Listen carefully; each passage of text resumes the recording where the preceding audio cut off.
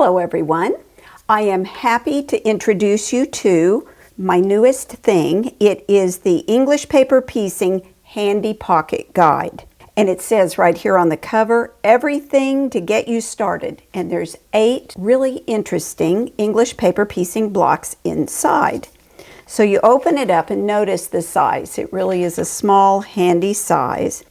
There's a lot of information packed inside, beginning with the introduction that tells you what English paper piecing is. And then there's a picture of this quilt. This is the quilt that was in my book, Hand Sewing. And it has a lot more than just English paper piecing. But those English paper pieced blocks right there, that's what's inside this book. So the instructions are clear and concise, walking you through the tools you would need. I talked to you about fabric preparation. Just know in advance, I'm a really big believer in pre-washing your fabric. And then I walk you through knots, both beginning and ending, how to cut a seam allowance that works for English paper piecing, which will be a little bit bigger than 1/4 of an inch.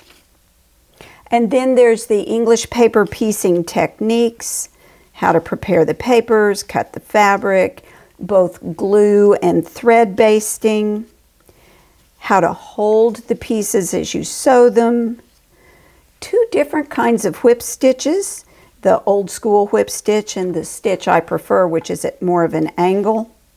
And there's more, lots more. There are 8 different blocks inside this little handout, and they are unique, they're different. You can't just go out and buy pre-cut papers, and that was kind of my point when I designed them. You really can design all kinds of patterns to be English paper pieced. Once you get the hang of it, it's just not that hard. It's like putting together a fabric puzzle.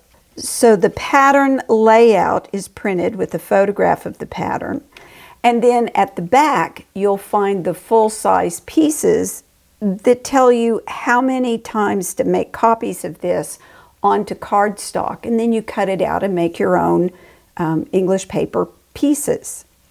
So you can make copies out of the book, but you can also refer back to page 13 and right there use that UPC code or the tiny URL and download these pattern pieces, these English paper piece shapes, on 8.5 by 11 sheets. I think it's a little easier to do than making copies, but it depends on the technology you have at hand.